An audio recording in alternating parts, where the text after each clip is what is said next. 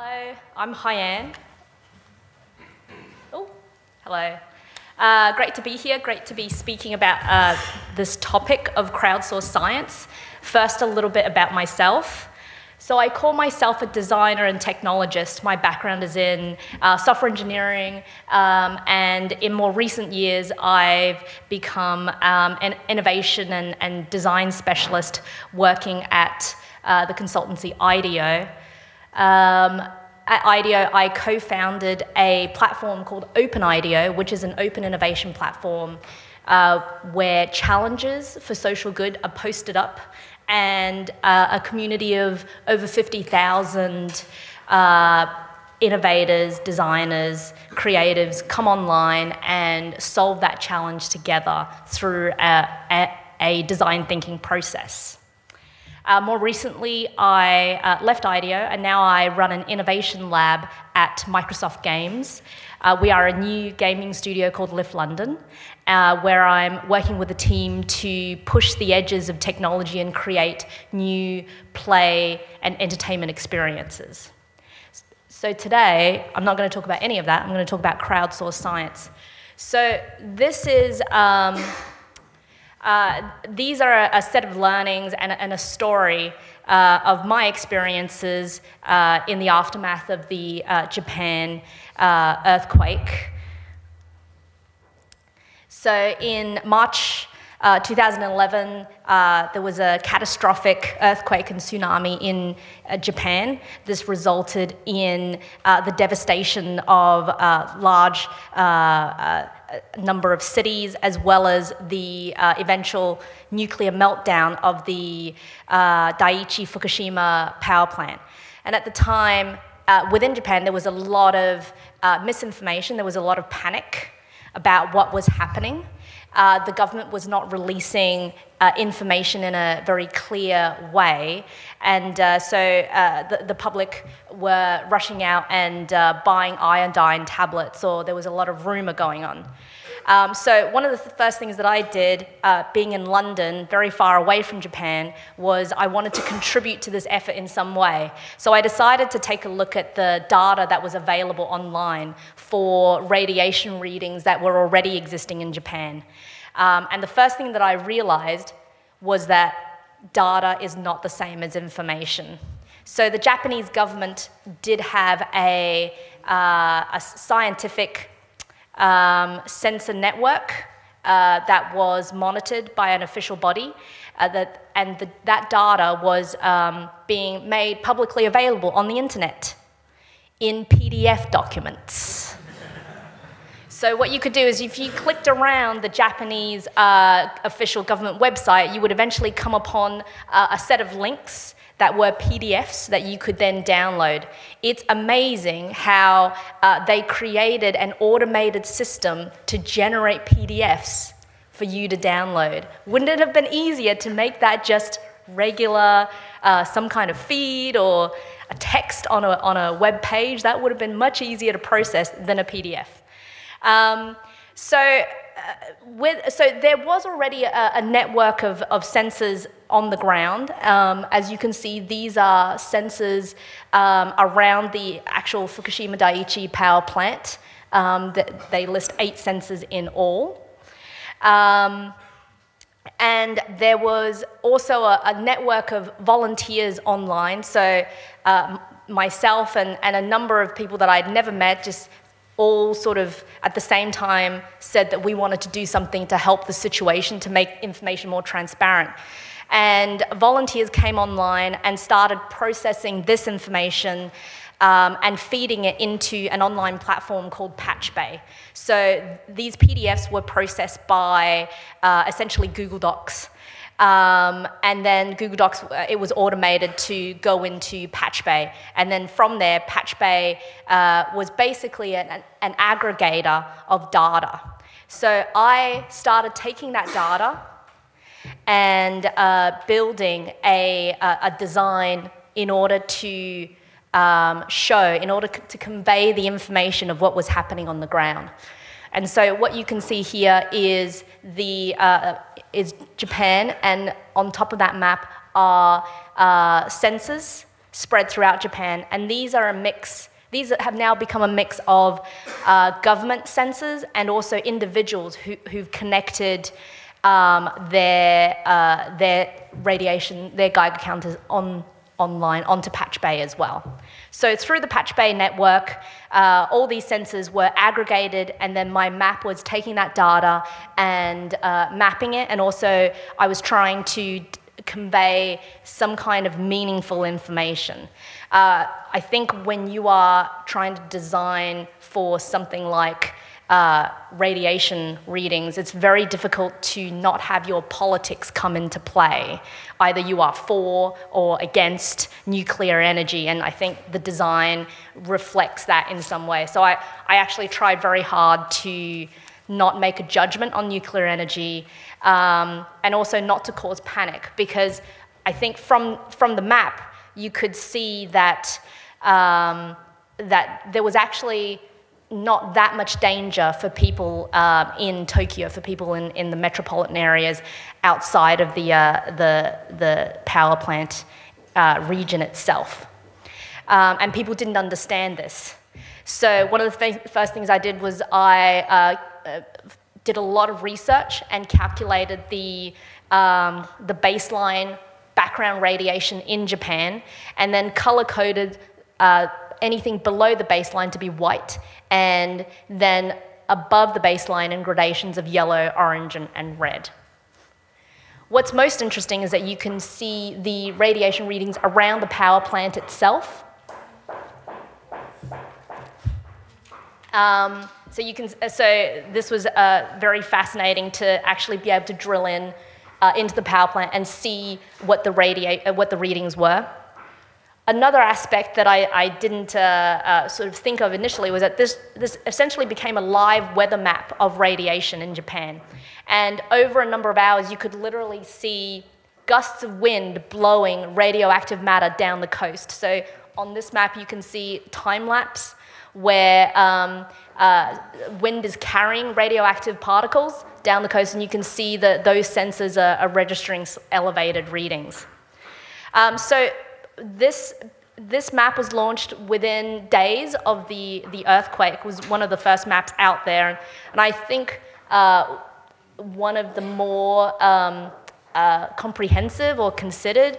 So it got picked up by a lot of publications and news networks within Japan.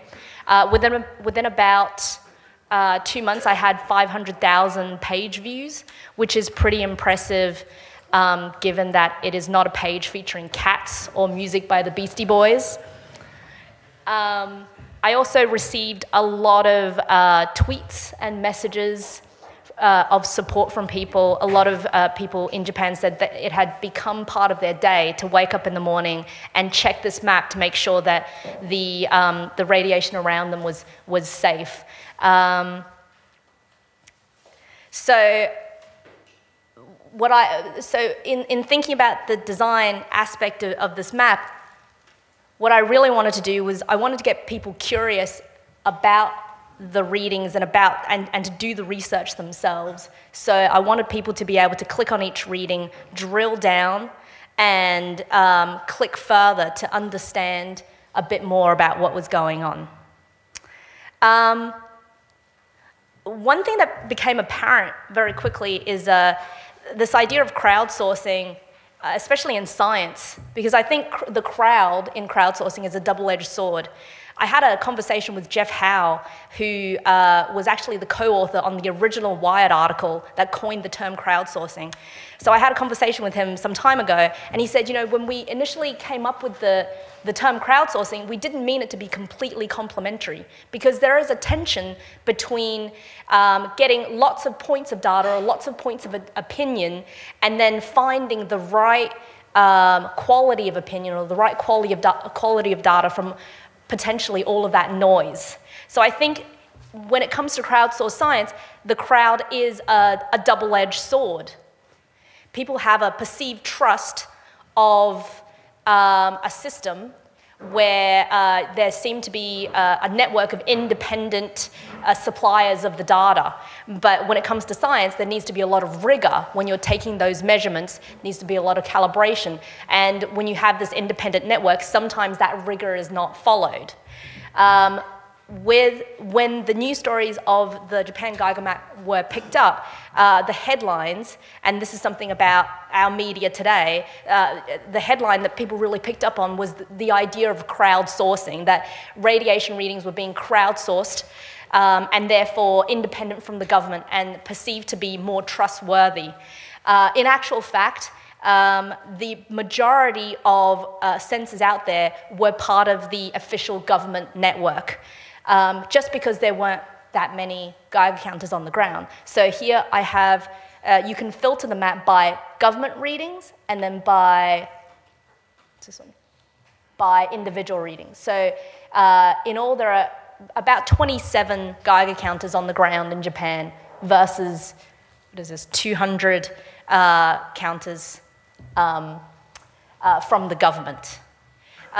Not to say that this is not a crowdsourced effort, because this actually took a lot of effort for individuals to process that data and make it publicly available so that other people could design maps with it.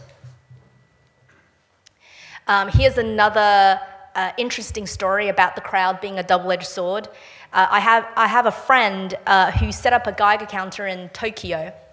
And he set it up in his, I think it was on his back porch, and it rained a lot, and there was a leak, and water started leaking onto the Geiger counter, and so it started going crazy. You can see that, you know, in the middle of Tokyo, there is some kind of radioactive, yeah, there's a bit of a problem. So because there was overall a lack of sensors on the ground, this one reading really freaked a lot of people out. You know, people were tweeting, they were saying what was going on. So you can see there's this tension in the system where people, they want to trust the independent network, but at the same time, sometimes the independent network can have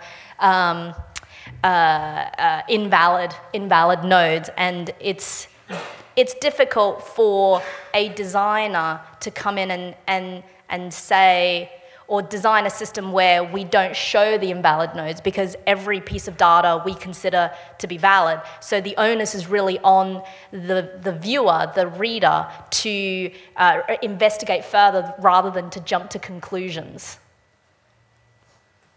So speaking of quality over quantity, you can see one of the problems with radiation mapping in Japan is just the lack of good sensors, the lack of actual sensors on the ground. So at this point, I was put in touch with an organization called Safecast, whose mission was to create open source Geiger counters and to distribute them throughout Japan and to create a network where data and maps could be generated.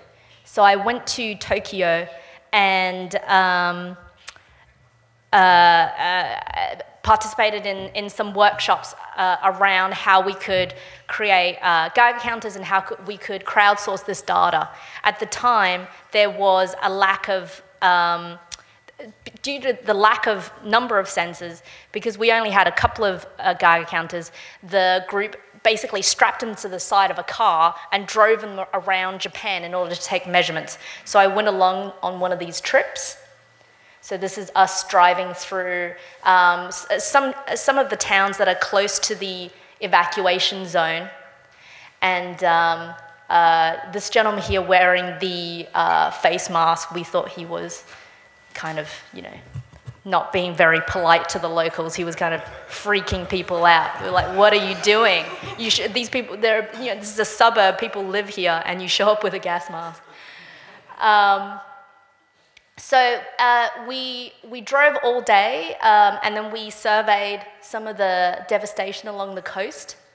And by nightfall, we arrived at this town called Koriyama. where the locals had been volunteering to measure radiation. So they are a town on the edge of the evacuation zone, which means that because they fall outside of the evacuation zone, the Japanese government would not give them support to leave their houses. So they were stuck there. They said that scientists had come in government trucks, taken measurements, said nothing, and then left. So they were very thankful that they had 1 or 2 Geiger counters that we had given them. So I went to one of the residents, his back porch, and we were measuring his back porch. This is his family with his 2-year-old daughter. On his back porch, he had a wooden deck. It had rained a lot. And his wooden deck had soaked up a lot of radioactive particles that had blown over from the power plant. And you can see that his deck was basically giving off a lot of radiation, and he didn't actually not know this, and he said that morning they had a picnic on the deck. So that is a very long way to go from looking at a map all the way in London to going to someone's house and seeing them directly affected by this this event. How am I doing for time, James? You're doing okay. It's interesting stuff. So. Great. Perfect. I have another video I want to play. I just realized I didn't plug any sound in. So should we try it? Go for it. Let's go. Okay. Can you guys hear it? So this is about Safecast and what they're doing with the Geiger counters.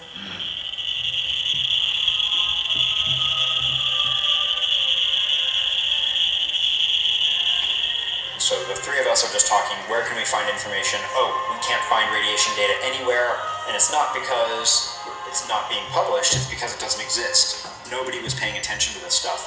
And so that's when we decided that we could start pooling our resources to get equipment in people's hands, and go collect some of this data and publish it so that there would at least be something available. Within a week, we had 20, 25 people all in this Skype chat room brainstorming and trying to figure out a solution to this problem.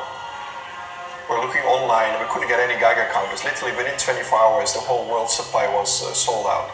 When we realized that we couldn't get the equipment, we decided that the only way to get this done is let's go and build it ourselves. So we came up with the idea that if we put a Geiger counter on a car and we drive around with it, we can collect radiation and put it on the map. Only problem was we didn't have the equipment, we didn't have the system. So solution was go to Tokyo Hackerspace, where there's lots of people that knew how to put things together. And on the 6th day after we had the idea, we had a working system. The next day we were off to Fukushima doing our first measurements. As we started taking measurements, we saw that a reading can change like 100% just by crossing a street. And that's when we realized that it was really important for us to take very granular street-by-street readings every 5 seconds and publish really granular data so that people can drill all the way down and see exactly what the reading is right in front of their house, not an average of an entire city. After a couple of months, we realized that it would be much better for volunteers to have something that would be very concise and compact. As we redeveloped the whole system and we were able to use Arduinos and open hardware to fit it into a bento box, and that's how we came up with the bento Geiger system. Once we built one, we taught other people to build many more of them, and that really allowed us to scale up dramatically. Wow, this is a disaster. This is a tremendous opportunity to take this tons of data that's being collected and try to understand what the effects on people is. That can only happen if we share the data and we put the medical data together with the radiation data. And right now the key to combining data is to make it open. And so one of the really important features of the Safecast project is we're using a CC0 public domain dedication for all of the data so that we can try to get people to do data science on it. We found out from Fukushima that the experts really weren't very helpful, and in fact that citizen science actually works. We were able to collect more data than all the projects in history, and a lot of scientists came together, and by pulling through the network we were able to become the best in the world. So I think what Safecast proves is that all the preparation in the world, all the money in the world still fails if you don't have a rapid, agile, resilient system. Because of the internet, because of our agility, because of our openness, within weeks we had the world's experts together to do this, and within a year we're the biggest project that has ever existed in this kind of monitoring. And I think it really shows that with the right people and the right resources and agility, you can beat the pants off of any government pre-planning or institutional system. So one final note, and this is my final thoughts on crowdsourced science, which is the idea of garbage in, garbage out. So when we are setting forth to do science in an independent crowdsourced way, the quality of the sensor is so important. And at the moment, the availability of sensors that can do scientific level sensing is not as prevalent. So as an example, I traveled to Boston earlier this year to do a hackathon with the Safecast guys, where they looked at air pollution sensing.